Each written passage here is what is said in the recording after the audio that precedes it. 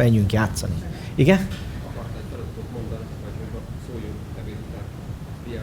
Csű, tényleg.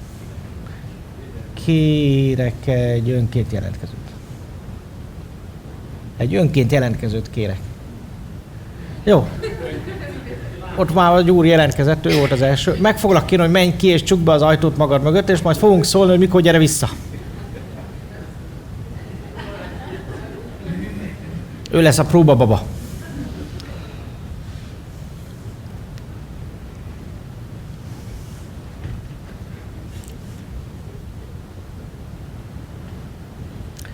Be akarom mutatni azt, hogy a gondolatoknak milyen ereje van, anélkül, hogy kimondanánk a szavakat.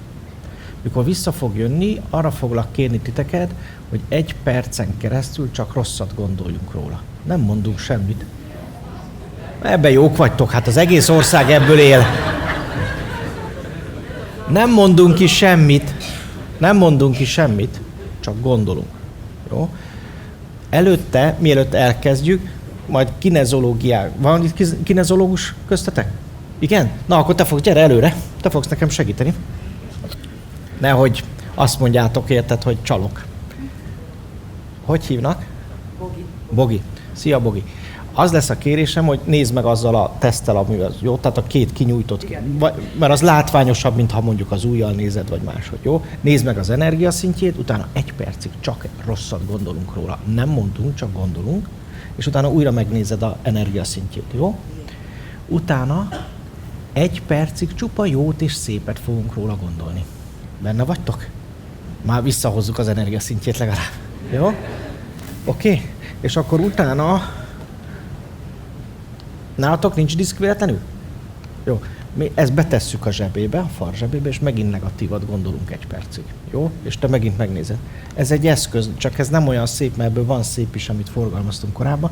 Ez egy olyan eszköz, ami megvédi, tehát teljesen levédi az aurát. Jó? És akkor utána megint megnézitek. Jó? Tehát, hogy lásd, hogy csak a gondolat milyen erővel hat.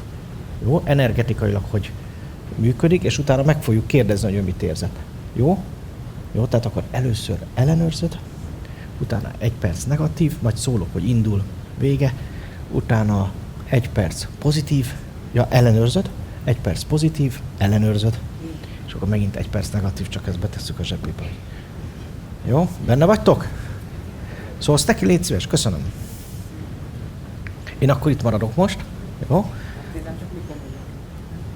Az, hogy ugye, amikor így megnézed, annak van, milyen a tartás. De az itt csináld majd, hogy lássák a többiek.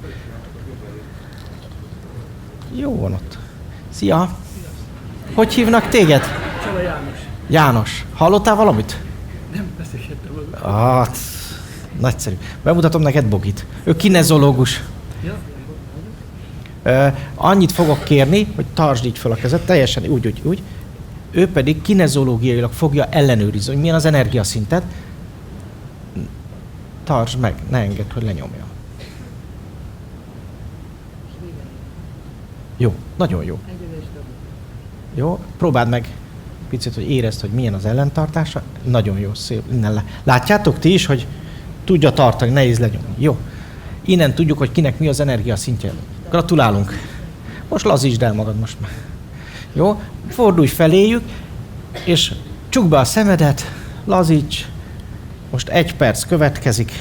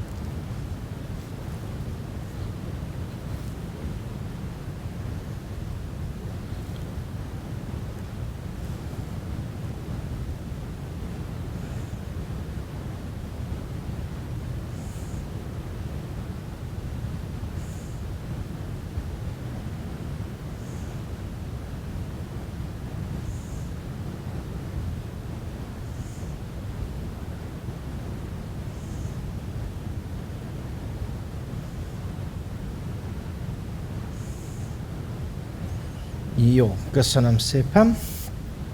Megint megnézzük az energiaszintetet, jó?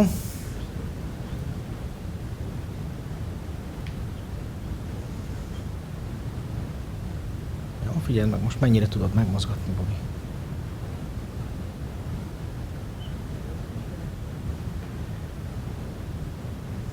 Próbáld meg így. Igen.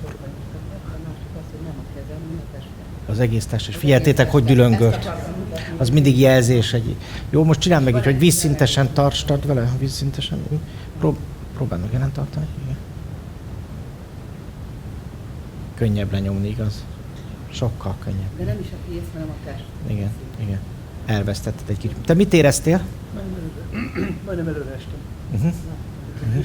Milyen érzés volt itt átcsorogni egy percig? Nem volt probléma. Jó, oké. Következő, megint egy percet kérlek, hogy légy csöndbe, csukd be a szemedet. Jó. Indul.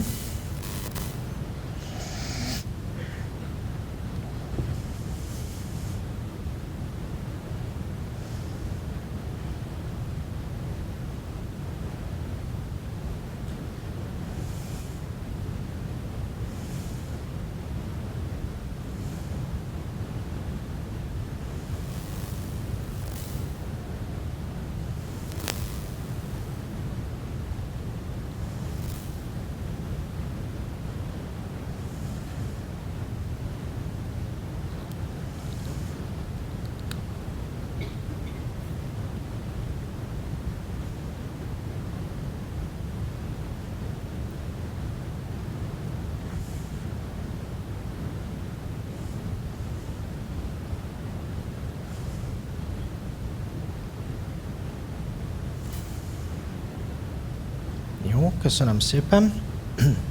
Nézzük meg. Most hogy érezted magad? Jó. Jó, ő mindig jól érzi magad. De most nem mozdultam. Hát nem éreztem.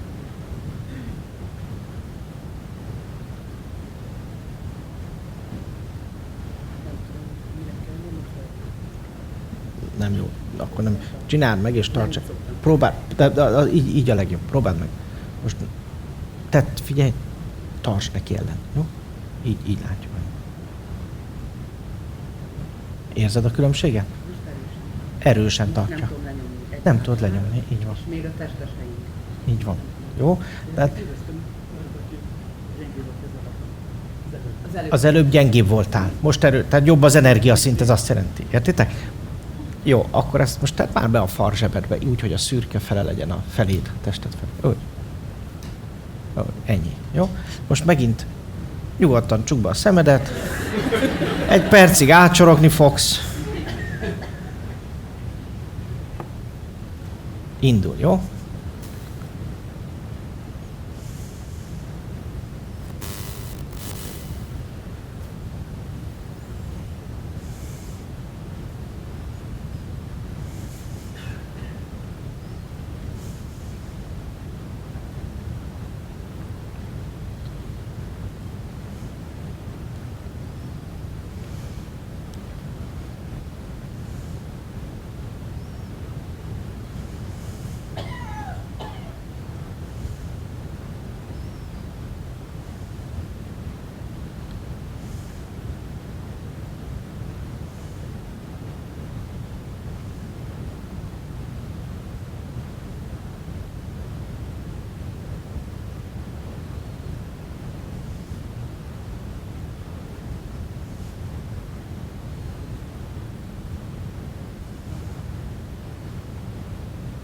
Jó, köszönöm szépen. Nézzük most milyen az energiaszintet. Add vissza nyugodtan.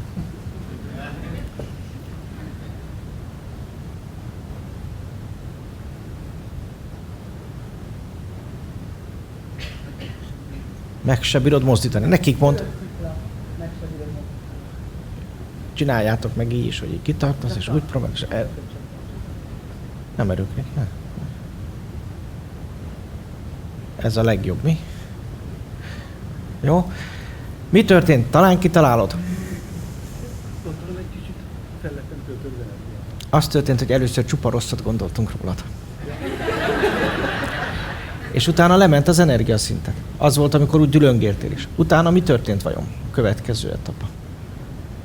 Gondolom, egy kicsit jobb. Csak szépet és jót gondoltunk róla, remélem. Mi legalábbis abban maradtunk. És vajon a harmadiknál mi történt, amikor a zsebedbe tetted ezt a kis kütyüt? Ez levédett. Sőt, még magasabb energiaszintre hozott, pedig mind negatívat gondoltunk akkor is. Igen, igen. Jó? Köszönöm szépen, Bogi. Köszönöm szépen. Tapsoljuk meg, mert megérdemli.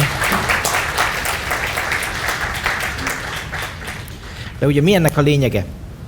Ennek egyszerűen csak az a lényege, hogy érezd, lásd, te magad is láttad, hogy az energiaszint a negatívtól leesik. És elég csak gondolni. Tehát nem beszéltünk róla negatívat, csak gondoltunk. Jó? Illetve ha pozitívat gondolsz, az meg emeli az energiaszintet. Jó? Ez ennyire működik. És egyébként független a távolságtól. Tehát amikor te negatívan beszélsz valakiről, azt akkor lehúzod az illetőt. Sőt, még te magad is energetikailag. Ki az, aki érezte, amikor negatívat kellett gondolni, hogy nehéz volt és fárasztó? Ugye? Mert még te neked az energiaszintedet is leviszi. És ki az, aki élvezte, amikor pozitívat gondoltott erről az emberről? Melyik volt nehezebb? Negatívat vagy pozitívat? Az a jó. Akkor ti kivételes emberek vagytok. Írd be magadnak még egy piros pontot.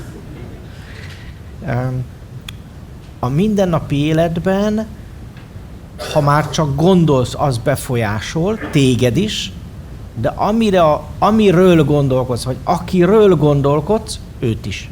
Jó, ezt szerettem volna érzékeltetni ezzel az egyszerű teszttel, és ennek a felelősségét egy kicsit úgy ráhelyezni a vállaidra. Nem csak beszélni, már gondolkodni, oda kéne figyelni, hogy hogyan gondolkodsz. Mert a legtöbb ember magát azzal szivatja, illetve szívja le, hogy negatívan gondolkodik. Nem is beszélve a családtagokról, a politikusainkról. Hát hogy akarsz, hogy jót döntsön az Orbán, ha mindig csak szídva van?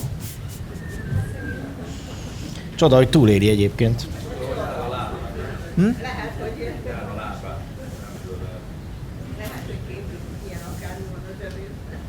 Használják, igen, használják.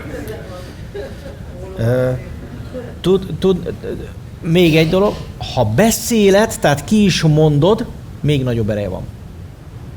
És elég, hogy a háta mögött, amikor ő ott sincs, akkor mondod a negatívat, akkor is hat. Jó, ennek a felelősségére ébredjetek rá. Ennek a felelősség, hogy hogyan gondolkodunk, vagy beszélünk másokról, nem csak őket, de minket is befolyásol. Ha pozitívan beszélsz másról, pozitív lesz a te energiaszinted is hatására, az energiaszintedre is pozitív lesz a hatás. Ha negatívan beszélsz valakiről, az a te energiaszintedet is le fogja amortizálni, le fogja szívni, nem csak annak az embernek az energiaszintjét, akiről beszélsz, vagy gondolkodsz. Jó, ez egy nagyon nagy felelősség, ráadásul a magyar nyelv az egy olyan nyelv, amit én egyszerűen csak ilyen energetikai nyelvnek, mantra nyelvnek hívok. A magyarban a szavakhoz tudunk nem csak a jelentés társul, mint egy germán nyelvben, vagy egy új latin nyelvben, hanem a frekvenciája és a rezgését is odarakjuk annak a bizonyos dolognak, amiről beszélünk. Tehát egy szótő az mindig a magyar nyelvben, és általában a turáni nyelvekben tartalmazza azt a rezgést, amiről beszélünk. Tehát ha azt mondom, hogy tűz, az hat, mint a tűz. Próbáljuk ki. Mintha egy mantra lenne, mondjuk el kétszer-háromszor, mondjuk el háromszor a tűzszót. Benne vagytok? Jó? Hogy lásd, hogy ez mennyire működik a magyarba, és utána meg el fogjuk mondani a víz szót is ugyanígy, kettő ellentét, hogy érezd, hogy micsoda erő van a magyar nyelvben. Tehát erő van. És úgy kérlek, hogy csukd be a szemedet, kényelmesen helyezkedj el, ne zárd a kezed, lábad, hogy jobban tudj érzékelni, csukd be a szemed, és mondjuk el egymás után háromszor kis szünetekkel a tűzszót, és arra kérlek, hogy figyeld meg magadat, a testedet közben, hogy ez milyen érzetet kelt benned. Hol, melyik szerveket mozgatja, rezgeti meg, jó? Csukd be a szemedet, és akkor kezdjük el.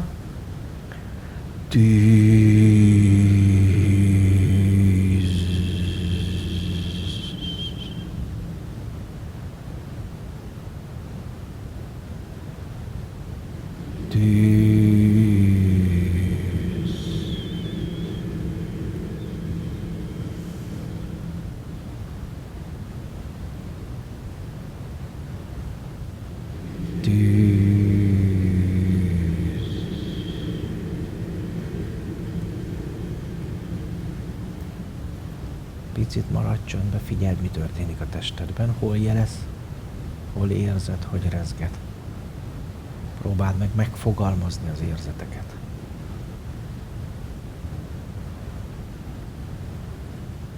Jó. Meg tudod-e fogalmazni, hogy hol érezted? Ki az, aki érzett valamit? Hol? Mellkas, szív, esetleg itt a gyomor. Vajon melyik szervek ezek? Máj, hasnyálmirigy, lép, gyomor és a szív. Akármilyen furcsa, ezek a tűz szervei, például a kínai orvoslásban. És miről is beszéltünk? A tűzről. Tehát nem véletlenül ezeket a szerveket mozgatja meg. Jó? Most csináljuk meg ugyanezt 3-szor a víz szóval. Arra kérlek, hogy úgy mondd ki a szót, mintha csak kilélegeznél, jó? Mint egy mantrát, mikor csak kilélegzünk, jó? És azzal megrezegteted a hangszálakat, és azt mondod, hogy víz, és utána egy picit tartsuk meg a csöndet, hogy figyeld meg, hogy a reakció, a vibráció, a rezgés a csöndben keletkezik, nem amikor kimondjuk a szót, jó? Figyeljétek meg ezt a jelenséget is, jó? Csukd be a szemed. Víz.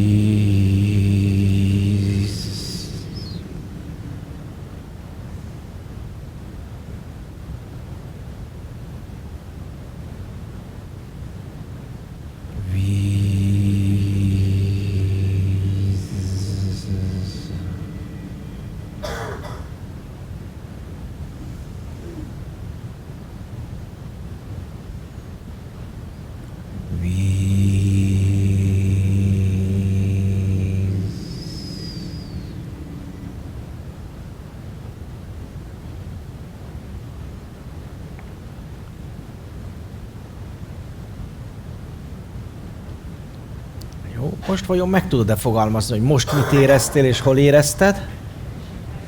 Vese, tüdő, nagyon jól érezted. Hát itt a felső mellkas, meg hátul, itt lefele, vagy esetleg a izmokba is lehet érezni, ők a vízszervei. Tehát akármilyen furcsa, ilyen szinten működik a magyar nyelv. Ezt meg lehet próbálni a fajerrel, meg a fuókóval, meg a nem tudom, a wasserrel, meg a waterrel, nem fog működni. Jó, ez egy ilyen érdekes dolog. Tehát amikor magyarul gondolkodsz, és magyarul mondasz ki valamit, sokkal nagyobb ereje van, mint ha más nyelveket használsz. Tehát a szláv nyelvekbe, vagy mondom az új latin, germán, tehát itt Európában, akik körbevesznek minket, nem tudják ezt. A magyar ezért önpusztító. Mert az egy dolog, hogy negatívan gondolkodik, és állandóan panaszkodik, és negatívan, de ezt egy olyan nyelven teszi, hogy amikor kimondja, annak oda teszi a frekvenciáját. Nem tudom, értitek-e? És ezért még nagyobb súlya van. Ezért nagyon figyeljetek oda, hogy ne panaszkodjatok. Az az ember, aki saját maga életére panaszkodik, és megosztja másokkal is az ő negatív dolgait, hogy ő milyen, ilyen, olyan, amolyan, ennyi baja van, annyi baja van, az nem tud kijönni az életét, nem tud változtatni az életét. Először oda kell eljutnia, hogy ne így gondolkodjon, és ne így beszéljen magáról. Ez nagyon fontos, hogy megtanuljátok. Jó, és az az ember, aki tudatossá válik, azért fontos, hogy lecsendesítse az elméjét, mert a csendes elmében nem lesznek negatív gondolatok, a negatív gondolatok hiányában nem lesz ugye negatív beszéd se, tehát nem fogja energetikailag önmagát rombolni. Igen?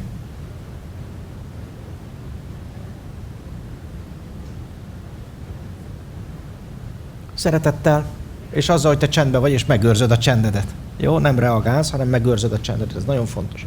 Igen? Hangosabban beszélsz, akkor még mi is halljuk. Mi ezt évekig forgalmaztuk, egy 10 évig, és minden reklám nélkül, nagyon sokat, 10 000-et eladtunk belőle. Most egy kicsit átgondolva, továbbfejlesztve idén meg fog jelenni, év közepére már biztos lesz.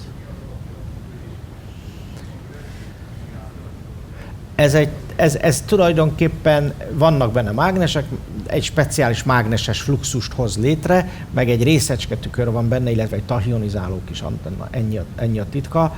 Tehát ezek azok a modern kvantumfizikai elven alapulnak, amely, hogy mondjam, a szervezetedben a részecske áramlást állítja a helyre és teszi blokkmentessé. Ennyit tesz. Így módon segít például az öngyógyító funkciókban is, tehát 10 perc alatt normalizálja akár a vércukrot, vérnyomást, de ami még lényegesebb, fájdalmat csillapít, illetve egy ilyen az aurát is szépen rendbe rakja. Nincs elektromágnesesség benne. Semmi nincs.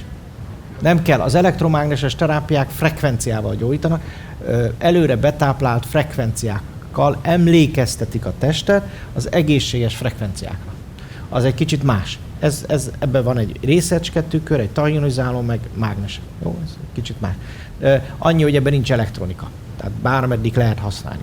De lesz olyan változat benne, amiben fényterápia lesz, meg teljes körű frekvenciaterápia is lesz. Jó? Nagyon szívesen. Ha majd elindul, úgyis látjátok majd a médiában. Reméljük, mert van egy marketing főnökünk, hát ő. Jövök tovább egy picit, ha engeditek, jó? Jó, remélem, hogy azért egy kicsit meg tudtalak döbbenteni a gondolatok és a szavak erejével. Magyarul ez iszonyatos felelősség. Magyarul. Ha németül csinálnád, nem szólunk. De mivel itt azért magyarul gondolkodunk, magyarul beszélünk, sokkal nagyobb a felelősségünk, mint ha mondjuk Németországban lennénk, vagy akár Szlovákiába, vagy olaszba.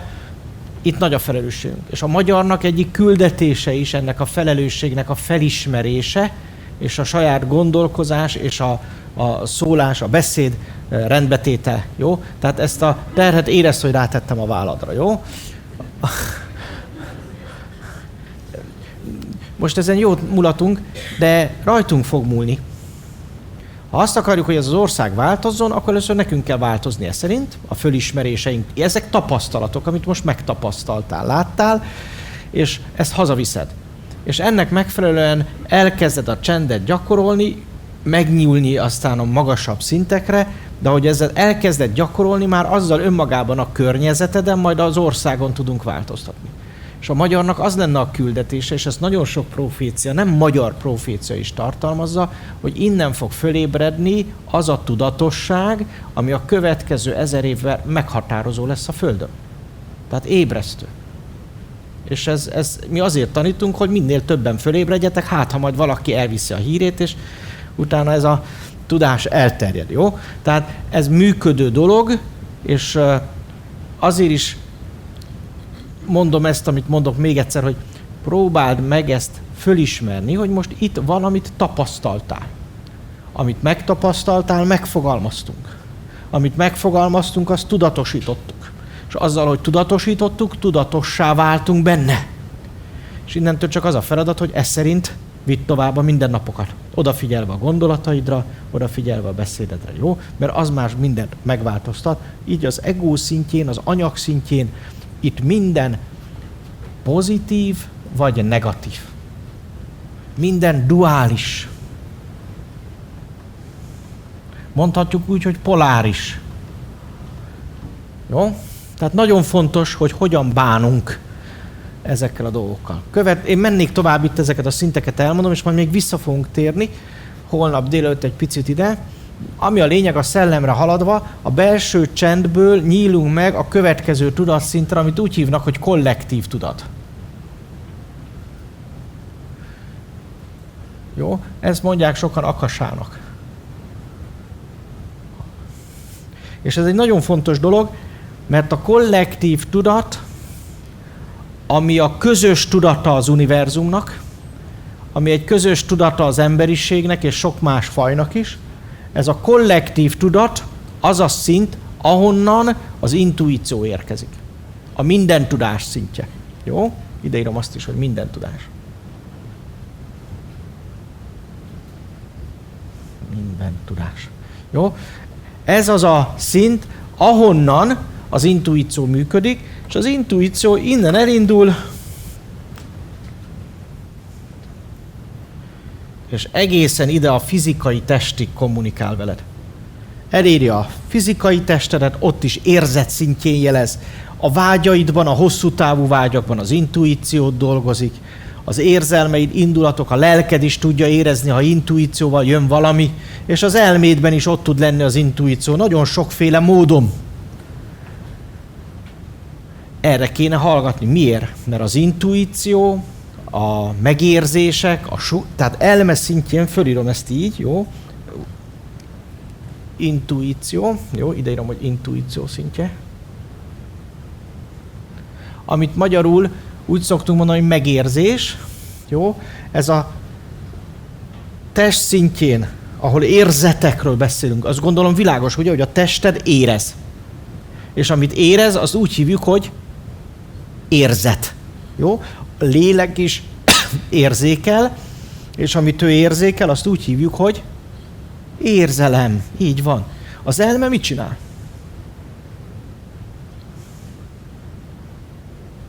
Sok mindent csinál. Jó? Az elme, hát írjuk föl, fölírom mondjuk zölddel. Mit csinál az elme? Nem zölddel írom, mert oda azt a tudatost fogom fölírni úgy, hanem inkább maradok kékkel. Az elme ugye először is reagál.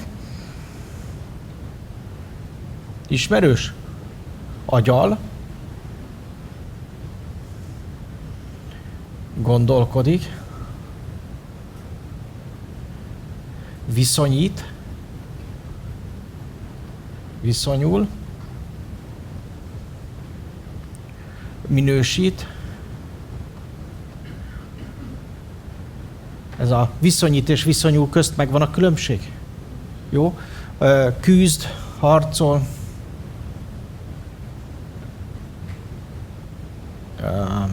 Minősít, ítél. Sőt, ítélkezik, azt is ideírom. Jó, ő erre képes. Így van? Ugye zölddel írtuk már oda a csendet, mert a tudatos elme az csendben van. Jó? És amit tesz még egy tudatos elme, hogy mondjuk ide írtuk már föl, hogy megfogalmaz, szavakba önt,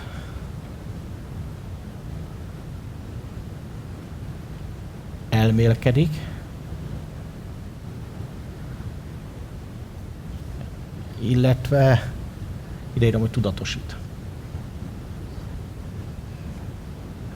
Jó? Tehát a tudatos elme az így működik. A tudatlan elme aztán reagál, agyal, gondolkodik, viszonyít, viszonyul, minősít, ítél, címkéz, ismerős? Jó? Ha pedig intuíció jön, akkor a tudatos elme az, hogy fogalmazza meg az intuíciót? Na? Na? Nem vélemény. Nem. Mit mondom? Van erre egy nagyon jó szavunk. Úgy hívják, hogy sugallat. Ismerős? Ő ilyen finom dolog. Tudod, miért érzed olyan finomnak a sugallatot?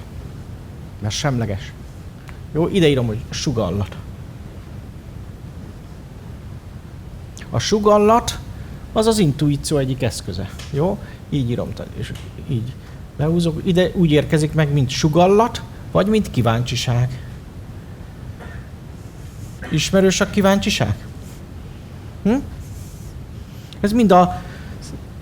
Ez mind olyan folyamat az elmédben, ami nyitna új információkra. Oké? És az intuíció szeretne folyamatosan segíteni abba, hogy nyissál, tanulj, tapasztal, fejlődj. Azért, hogy eljuss majd a helyedre. A lélek szintjén vajon hogy működik az intuíció? Így van, itt úgy mondjuk, hogy megérzés. És ugyanígy a testen is megérzés. Jó?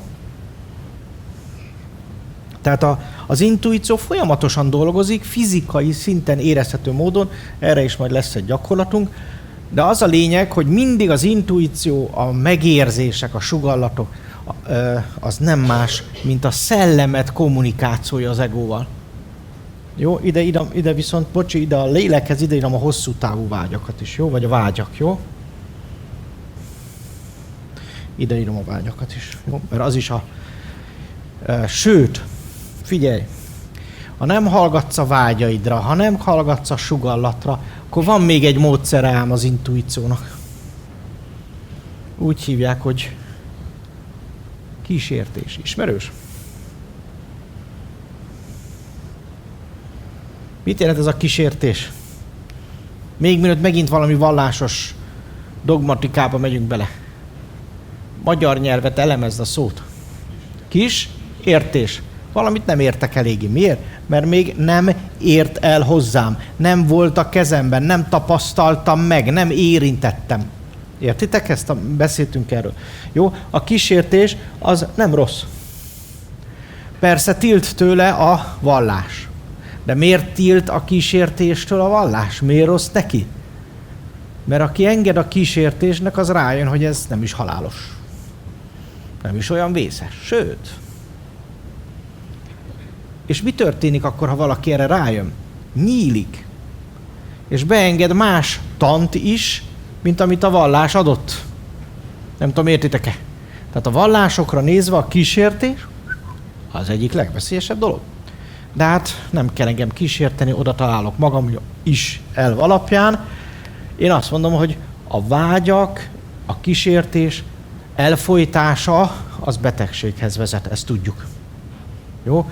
És ha megnézed, a belső csendben megvizsgálod, akkor ott a rövidtávú vagy karmikus kísértések és vágyak feloldódnak.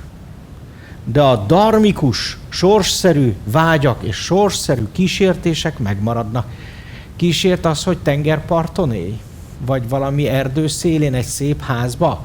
Kísért az a gondolat, hogy termezd meg magadnak a növényeidet, a zöldségeidet? Hát engedd, hogy kísértsen, és tedd meg, lépj. Nem tudom, hogy értitek ezt. Jó? Tehát a megértés az, mint amikor megtapasztalsz valamit, és miután megtapasztaltad azt a valamit, föl is fogod. A megfogalmazásban is egyébként figyeld meg, mi van. Elemezzük a szót. Meg, fog. Nem? Gondolkodtál már így a megfogalmazás szóról? Hát azt hitted elvont dolog, mi? Nem. Iszonyatosan gyakorlati dolog. Csak azt tudod megfogalmazni, ami már kézben van. Amit megtapasztaltál. Amit nem tapasztaltál meg, érted? Azt nem tudod megfogalmazni. Sőt, nem tudod felfogni se. Hoppá. Az emberek többsége elolvas millió könyvet, elmegy millió előadásra. Ide is tök jó, hogy eljöttetek. Örülünk nektek. Sőt, nagyon szeretünk titeket. És örülök, hogy meghallgattad ezeket a megfogalmazásokat. De én azt is szeretném, hogy ne csak megfogalmazzuk, hanem fel is fogjuk. És ott a fogás. Érted ezt a dolgot? Mikor fogod felfogni mindazt, amit megfogalmaztunk itt? Amikor megtapasztalod. Mert beszélhetünk a csendről, beszélhetünk a kollektív tudatról, vagy a magas szintű intuíció, ez nem más egyébként, mint az ISP. Extrasensorial Perception. Érzékeken túli érzékelés.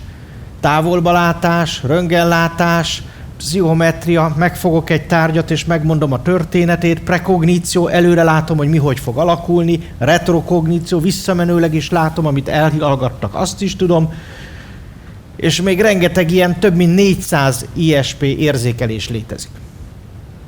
Kanálhajlítás is igen beletartozik, meg a hasonló. Ha akarjátok, megtanítjuk egyszer, mert nem bonyolult. Csak erősnek kell lenni, meg egy jó satú kérdés és egy fogó. Nem ám. Azt majd hoztok. Hogy a büdzsé kijöjjön. Jó, tehát itt ezen a szinten valósul meg az extraszensz érzékelés. És az extraszensz érzékelésnek mi a feltétele? A belső csend. Értitek? Így épülnek egymásra a tudatszintek. Amíg az első 7 évben ezt gyakorod, 14 éves korodig ezt gyakorlod, 21 éves korodig az elmédet megtanulod használni, 21-28 éves korba el kéne ide jutni. Elmaradt? Erről beszéltem, hogy a társadalom nem erre készít föl, bocsi. Elfelejtettük, hogy mi a természetes működés. Nekem is elmaradt, csak én behoztam. És nekem is sok melóba volt, nehogy azt hidd. Sok gyakorlásban van, és mindennapi gyakorlásban van, hogy az elmét csendben tartjuk.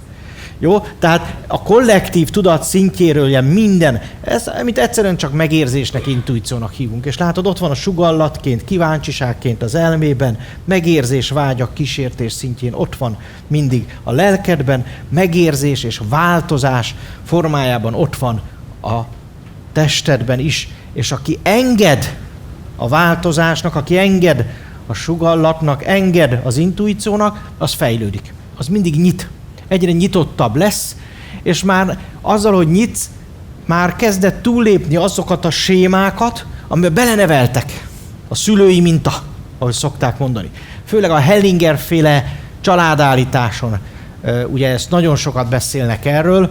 Ez a Hellinger egy misszionárius volt. Úgy kezdte, mint egy katolikus, jól nevelt misszionárius, Afrikába elment, és az afrikai törzsekbe, meg a dél-amerikai törzsekbe, én magam is láttam ilyet, gyakorlat az, hogy minden szombaton összegyűlik az egész csapat, az napi program, minden szombaton a törzsbe vagy a faluba, hogy megbeszélik a délelőtt, meg kora délután a mindenféle nyavajáikat, hogy mi van, hogy ki volt hülye ezen a héten. És akkor őt kiállítják, így hívják, kiállítják, és megbeszélik, hogy mi volt a baj vele, és eljátsszák a helyzeteket. És addig játsszák el a helyzeteket, meg közben érzékelik azt, hogy az egész falu megkönnyebbül, és még őt is szeretettel tudják kezelni, utána elfogadni és megbocsátani, megdicsérni a jó dolgokat nekik.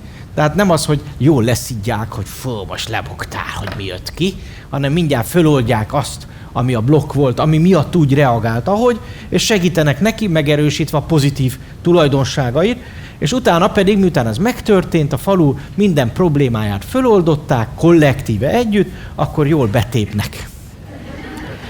Konkrétan Dél-Amerikában ayahuaszkát használnak, másút megint más, tudom, minden környezetnek megvan a maga kis tudatmódosító eszköze, nem alkohol, hozzáteszem, hanem általában gyógynövény alapú, és miután így a falu már jól érzi magát, akkor táncolnak egy jót, révülnek. Most jót nevetsz ezen, de ez volt a magyar gyakorlat. Tehát István király előtt az volt a gyakorlat, hogy a falu szombatonként jól berévült. Miért? Mi ez a révülés, tudjátok-e? Transzba mentek. Ebben a transzban mi történik? Kilépsz a testedből. Bocsi. Kilépsz a testedből, és a szellemeddel azonosulva látod a programot, látod azt, hogy ki vagy, mi vagy.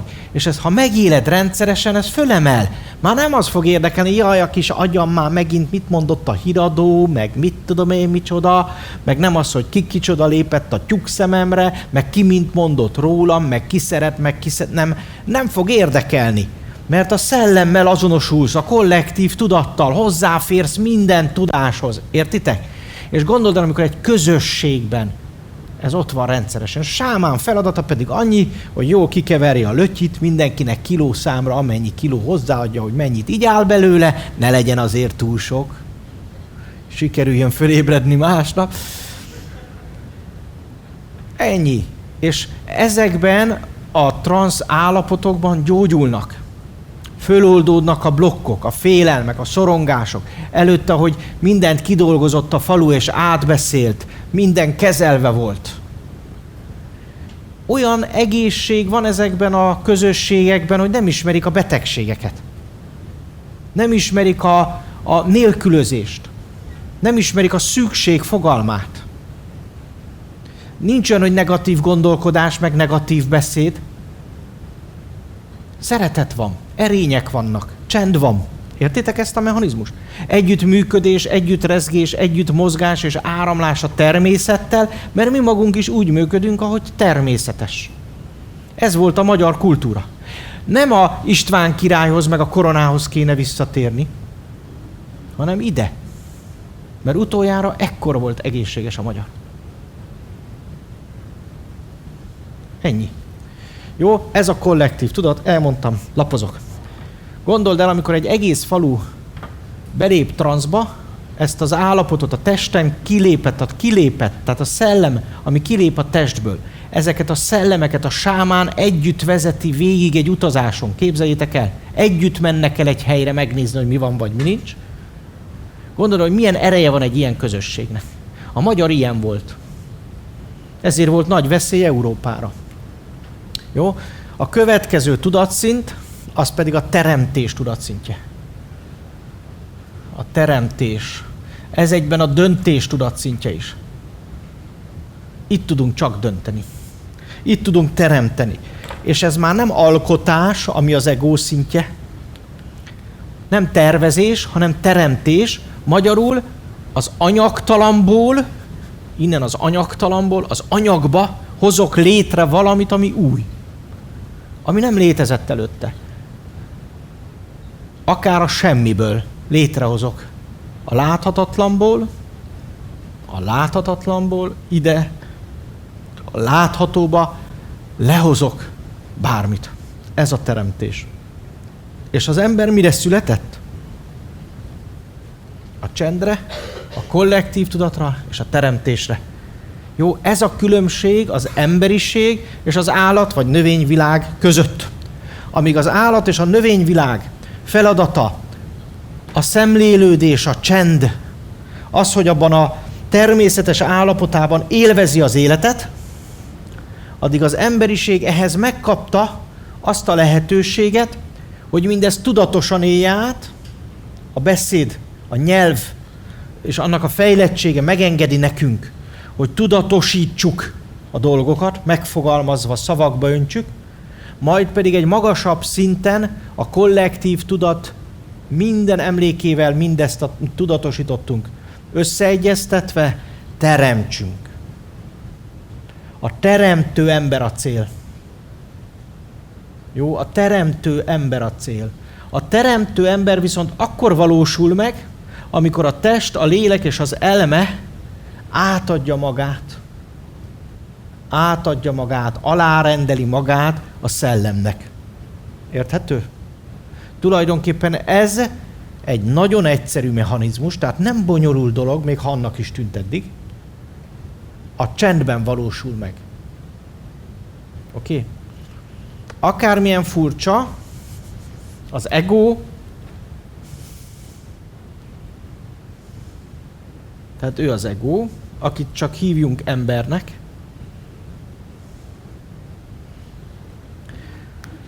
az ego egy önműködő rendszer.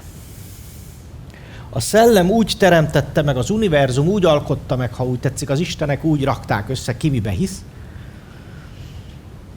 Úgy lett összerakva az ember, mint faj, vagy mondjuk így humán faj, mert egyébként nem csak ezen a bolygón vannak humán lények. Tehát úgy lettünk összerakva, hogy az ember egója, teste, lelke és elméje képes legyen az őt teremtő és éltető szellem akaratának kivitelezésére. Oké? És mi történik a szellem szintjén? Mit csinál a szellem? Figyeled? Csendben van, ott van a kollektív tudatban, őrzi a teljes tudást, és ott van a teremtés tudatosságában. És az az ember, aki átadja magát, átadja a test, lélek és elme működését a csendnek, a tudatosságnak, az az ember teremtő emberré válik. Jó? Tehát ha végeredményben megkérdeznéd, hogy mi a célja az emberiségnek, vagy az ember itt létének, akkor azt mondom, hogy a teremtés. Jó? A tudatos teremtés. Sokszor teremtesz úgy, hogy nem is tudod, mit csinálsz. Akkor teremtesz jól, akkor csinálod jól a belső csendet is, a tudatosságot is, az életet is, akkor járod jól a sorsod útját, ha élvezed. Meg szokták kérdezni, hogy lehet jól meditálni. Hát úgy, ha élvezed. Hogy kell jól élni? Hát úgy, hogy élvezed. Mikor tudom, hogy jól csinálom a spirituális utat? Jól, helyesen járom. Mikor tudom, hogy a helyes utamon vagyok, vagy utamon vagyok? Akkor, ha élvezed. Bonyolult? Tényleg bonyolult? Úgy néztek rám, hogy elhiszem már, hogy bonyolult. Nem bonyolult.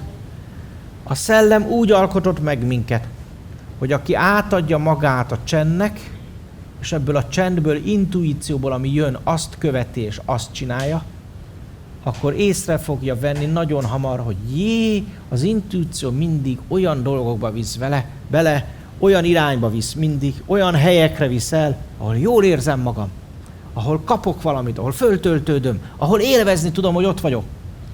Jól esik itt lenni? Na látod. Ez az intuíciód, én ártatlan vagyok. Az élet nem rossz. Értsétek meg. Meg nem is jó. Itt lent, a polaritásban, lehet, hogy elhiszi az egót. Elhiszi az ember. De a valóság az, hogy odafönt a szellemben minden egységben van. És az egységben nincs jó vagy rossz. Ott nincs bal vagy jobb. Ott csak van. Létezés van. És ami a legfontosabb üzenet, hogy akkor vagy a helyeden az életedben, ha élvezed. És ugye az előbb azt mondtam, hogy van, hogy tudatlanul teremtesz, és eddig is volt mindegyikünknek, mindenkinek kivétel nélkül olyan dolog az életébe, amikor nem tudatosan, de teremtett. Ki az, aki ezt elhiszi? Na, egész jó. Hát milyen ilyen pillanatok voltak, amikor teremtettél? Van-e ötlet? Még ha nem is tudatosan, de teremtettél. Megélted ezt a csendet közben. Megélted a teremtést benne. Na ki az, aki tudja magáról ezeket? Segítsek? Hát ez nagyon kevés. 3 fő, 4, 5. Hát elmondom a hobbit. Kinek van hobbija? Ó, figyeld meg! A hobbid végzése közben szoktál agyalni? Nem? Szoktál stresszelni? Nem? Észre szoktad venni, hogy eltelik az idő, és észre se veszed? Nem faktor az idő se, igaz? Szoktál rajta nagyon szorongani? Napokig szorongasz, hogy most hobbiznom kéne. Nem. Vajon milyen tudatszintet élsz meg, amikor a hobbidnak élsz? Csend van benne? Húha. Jön az intuíció, hogy mit, hogyan? Hűha. Hát mit csinálsz? Létrejön valami belőle? Hoppá! Valami olyan, ami eddig nem volt látható? Most látható? Könyörgöm, gondold már végig, melyik tudatszinten hobbizol? A szellemet szintjén. Hát erre születtünk, értitek? Ha másból nem, most már a hobbidból megérted. Gondolj sokat a hobbidra. Mi a hobbid? Aha. Autórestaurálás? Ez nagyon jó, ez tetszik. Én nagyon szeretem a klasszikus autókat, tudod, a második világháború előtti autókat. De ha hozom, akkor megcsinálod. Mi a hobbit? Bocsánat, kérdezem, nagyon sok embernek a zenét is a hobbija, és akkor olyan zenét játszik, ami már eleve már valaki az. Az igazi zenész, aki hobbiból csinálja, az jön magától. Improvizál. Ki az, aki szokott improvizálni? Van itt még zenész rajtam kívül, aki itt tanult zenét?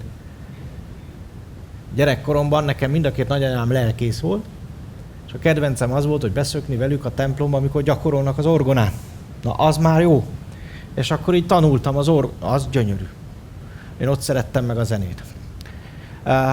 De ott is az az élmény, amikor azt csinálod, ami neked jön, nem amikor másét kell érted? Nem más sémája szerint, hanem ami a te szívedből jön. Jó? Ez is hobbi. Nem. Az nem olyan. Az munka. Figyeld meg a zenészek. A zenészek közt is sajnos nagyon sok iszákos. Még a klasszikus zenészek közt is. Vajon miért? Tudod, ki iszik? Aki nincs a helyén. És érzi a tudatalattiába, hogy nem ezt kéne csinálnom. Ugyanez a dohányzás. Az addikció, amiről beszéltünk. Bizony. Ezért van köztük ennyi. Mert egyébként jó élmény a zene. Rezeg. Csak tudod, amikor más zenéjét adod elő, nem úgy fog rezegni, ami a te vágyad, hogy rezegjen. Nem tudom, értitek-e? Jó? Amikor viszont az zenéled, ami te belőled jön, az a te rezgésed, az téged gyógyít, fölemel, tisztít, erősít. Jó? Értitek ezt? Jó. Neked mi a hobbid? Második sor, igen. Virágkertészet? És mivel foglalkozol?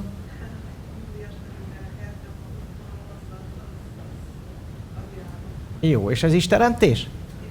A láthatatlanból láthatóan előállítasz valami újat. Nagyszerű. Egyébként meg aki a virágot szereti, ugye, az rossz ember nem is lehet. Ki szereti a virágot? Kinek van otthon virágos kert? Hű, egész jó. Nagyon jó. Nagyon jó. Neked mi a hobbi ott? Igen. Akkor nem vagyok azért annyira kancsa. Már elkezdtem aggódni, mindig visszakérdeznek, hogy nekem?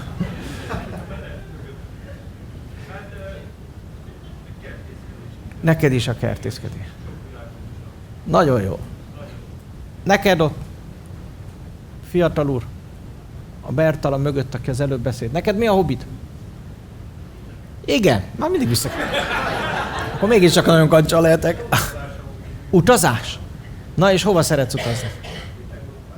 Aha. És ennek mi a gyümölcse?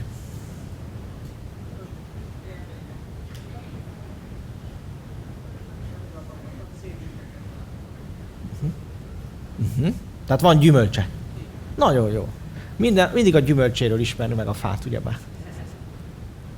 Jó, tehát a hobbit megértitek akkor, úgy látom. Igen?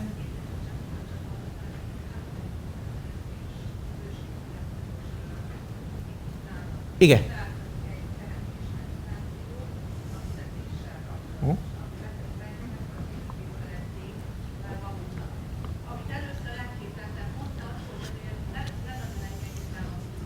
Fokozatosan teremtsünk, ezt mondtam. Így van. Nagyon jó.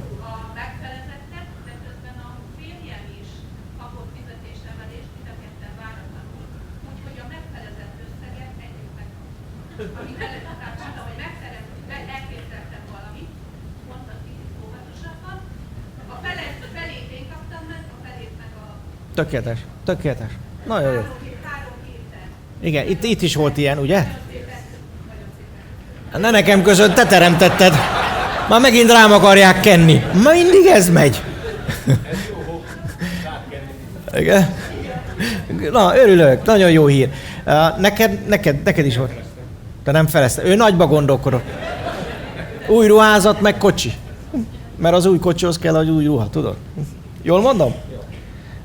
Higgyétek el, hogy nincs határ. Azért mondtam, hogy kicsibe kezd, mert ha hirtelen túl sokat hozol be, és nem tudsz azzal jól bánni, akkor elveszted. Azért ezt érdemes úgy szépen fölépíteni. Ha mindig éppen aktuális hitet szerint. Most már nagyobb a fizetésed, mersz majd még nagyobba gondolkodni, ezt már megtanulod kezelni, beosztani, lesz benne egy kis bőséged is, meg mindig felesleged, és akkor itt jön a következő lépcső, és ez így működik jól.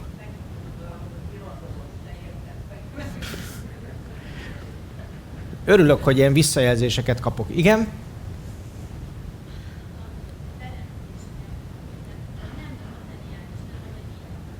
Azt is tudunk. Hogyne? Nagyon. Mit jelent az, hogy szellemi? Mi jelent az, hogy szellemi? Akkor ahhoz mi kell? Az teremtés? Nem. Az képzelet. Azt az elméden belül meg tudod csinálni.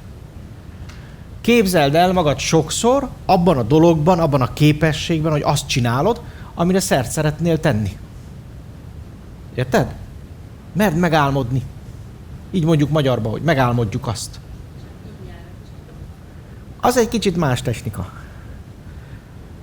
Annak a technikája az, hogy ha előző életben, bármelyik előző életben, ahol azt a nyelvet már használtad, oda visszamész, és egy kicsit megéled, hogy milyen azt a nyelvet használni, és azzal utána úgy jössz vissza ebbe az életbe, hogy hozod magaddal ennek a rezgését. És utána ezt átélve, átérezve, vagy áthoztad, elkezded tanulni, nagyon lazán és könnyen fog menni. Jó? Ennek ez a technikája. De létezik. Én annyira belejöttem az egyetem alatt, hogy ilyen fogadásból tanultam nyelveket. 3 hét alatt megcsináltam a spanyol alapfokot. Kaptam érte 5 liter unikumot. Ez a nagy üzé. Ez volt a technikája. Jó, meg volt még így az esperantóra, kaptam 12 napot a haveroktól, de például 5 hónap alatt a semmiből fölvettek angol szakra. Jó, tehát ilyen szinten is ezt rá kell érezni, ez egy olyan dolog, ezt majd az extrasense-nél tanuljuk, hogy rá kell érezni, de ha ráérzel, akkor nagyon jól lehet ezzel játszani, mert minden szakmát, minden tudást az előző életekből így át lehet hozni. Jó? És utána már csak annyi, hogy elmész, megpróbálod magad, és pillanatok alatt működik. Ráér. Te azonnal tudod, én is így például elmentem lovagolni, megtanulni, megkérdezték, hogy biztos most ülök először lovom. Nem akarták elhinni, pedig az volt, hogy én előtte jó rámeditáltam, meg ezt a dolgot eljátszottam, és meg szerintem a ló is cuki volt, mert segített. Én egyébként suttogtam sokat lovakat, tehát ők azért nagyon tudnak segíteni, ha így együttműködsz vele. Jó? Ez egy nagyon nagy játék. Mert innen bármilyen előző életbeli infót, amit már úgyis tudtál, lehozol. És amikor itt mondtad, hogy szellemi dolgot teremteni, akkor erre azt mondom, hogy itt minden itt van benned. Nem kell azt már teremtened, érted? Csak át kell hoznod. Jó? És erre van technika, ezt majd főleg az előző életes oldásoknál van erről szó, amikor ezt tanuljuk, és ott egyébként ezt meg is tanuljátok, tehát úgy csináljuk meg az előző életbeli blokkok oldását, hogy ezt a részt is gyakoroljuk benne. Jó? Ezt mindig így szoktuk. Jó? Jó, megyek. Még megmutatnék, még fölírok egy tudatszintet, jó? Csak egy picit, hogy legyen helyem, ezt lejjebb fogom most írni, ezt a teremtést.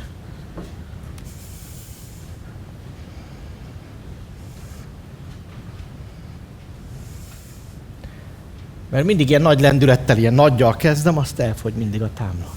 Túl keskeny. Jó, a következő tudatszintet úgy hívjuk, hogy egységszintek. Ezt egyébként hívhatnám úgy is, hogy univerzum. De úgy is hívják, hogy monádi. Monádi. Jó, a parapszichológusok így szeretik hívni, ez az egységes megállapodás. És itt van először is az én tudatszintje. Ezt be is keretezem csupa nagybetűvel. Én. Jó? Ez a régi magyaroknál úgy is hangzik, hogy mind énség. Mind énség. Ez a mindenség szavunk ma, mint a minden szavunkba. Régen úgy 200 éve még úgy volt, hogy mindén, meg mindének. Tehát, hogy mind az énségében tudatosuló lény, és én ott vagyok mindenben, és minden itt van én bennem. Jó? Tehát ez a tudatállapot, ez az önvaló állapota. Jó? Miket szoktunk még erre mondani? Lehet sok mindent mondani, de most ennyi elég. A mindenség ráadásul megélése, ez úgynevezett mindenség meditációkban valósul meg, amikor ezt egyébként a extrasense tanfolyam egyik tananyaga és gyakorlatai, amikor olyan szinten hangolódsz rá bármire vagy bárkire, hogy látod az egész történetét, jövőjét, jelenét, mindent, bármit. Jó? Tehát ez már egy nagyon érdekes élmény. Itt arra jössz rá, azt ismered föl, hogy én ott vagyok mindenben, és minden itt van én bennem. És az az ember, aki erre ráébred, az gyakorlatilag ebbe be tudja magát engedni. Ebben föl tud oldódni. És akkor jön létre az egység. Jó? Az egység. És ez a misztikus uniónak is hívott meditációs gyakorlat,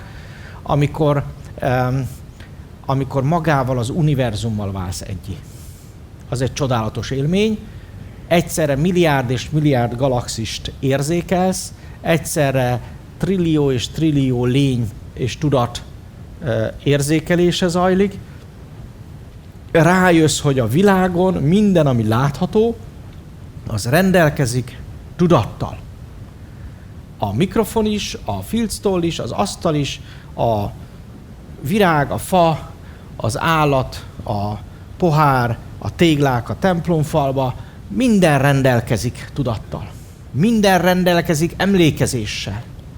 Minden rendelkezik rengeteg olyan üzenettel, amit te tudsz érzékelni. Ez a pszichometria. És amikor erre ráébredsz, akkor az egész világgal együtt kezdesz lüktetni. És az már csak egy fókuszálás kérdés, hogy most épp a világgal lüktetek, vagy valamelyik ént kiveszem, és ővele lüktetek össze, hangolódom össze, vagy adott esetben valamit akarok érzékelni, élvezni. Most elmegyek enni, és akkor élvezem azt, hogy finom a kaja, és azzal hangolódok össze. Értetek? Mindennel meg fogod tudni élni az egységet. És minden tud neked mesélni, minden kiszolgál, minden szeretni fog, és te is mindent tudsz szeretni.